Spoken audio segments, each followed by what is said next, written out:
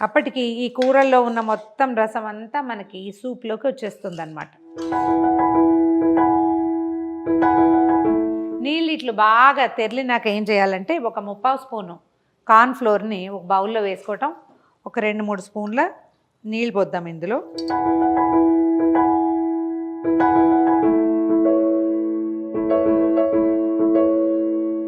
జనరల్గా ఈ సూప్లు అన్నిట్లలోనూ ఎంతో కొంత కార్న్ ఫ్లోర్ వేస్తామండి, లేకుండా దీనికి చిక్కదనం రాదు.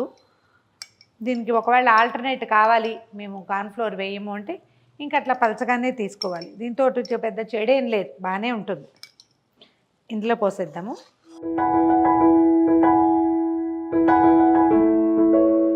కొంచెం చిక్కదనం వస్తుందన్నమాట. ఒక 5 నిమిషాలు మళ్ళీ ఇలాగే తెరలనివ్వండి. ఇప్పుడు కొంచెం చిక్కగా కనిపిస్తుంది చూడండి, ఈ మాత్రం చిక్కదనం సరిపోతుంది. ఇప్పుడు మళ్ళీ ఒక ఫ్రెష్గా ఉన్న కొత్తిమీరని చక్కగా కడిగి శుభ్రంగా సన్నగా కట్ చేసి ఇందులో వేసేయండి. స్టవ్ ఆపేసి ఒక నిమ్మకాయ రసాన్ని ఇందులో వేసేయండి. ఇదే దీనికి మనం ఇచ్చే పులుపు అన్నమాట. మనం 2 కప్స్ చేసుకుంటే ఒక 1/2 చెక్క నిమ్మరసం సరిపోతుంది. అదే 4 కప్పులు చేస్తే నిమ్మరసం పెంచాలి.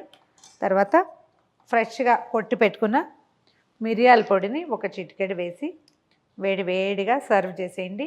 ఎంత బాగుంటుందో చేసి చూడండి. ముందు ఒక 2 కప్పులు చేయండి. ఒకవేళ మీకు రుచి నచ్చిందనుకోండి ఇలాగే తీసుకోవచ్చు. హెల్తీగా ఉంటుంది అండ్ తాగడానికి చాలా బాగుంటుంది. ప్రయత్నం చేసి చూడండి. ఒక చిన్న బౌల్లో వేద్దాం.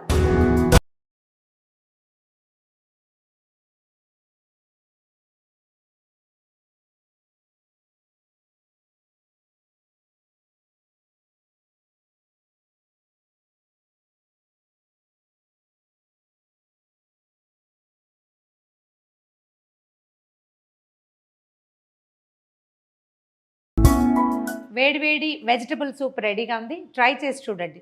దీంట్లో మనకు కావాల్సిన పదార్థాలు ఎక్స్ట్రా పెంచుకోవచ్చు, అక్కర్లేనివి తగ్గించుకోవచ్చు. ఒకసారి ట్రై చేసి చూసి తర్వాత ఇక రెగ్యులర్ హ్యాబిట్గా చేసేసుకోండి. శీతాకాలాన్ని హాయిగా చేయించండి కంఫర్టబుల్గా. ఈ వీడియో కనుక మీకు నచ్చినట్లయితే లైక్ చేయండి, షేర్ చేయండి.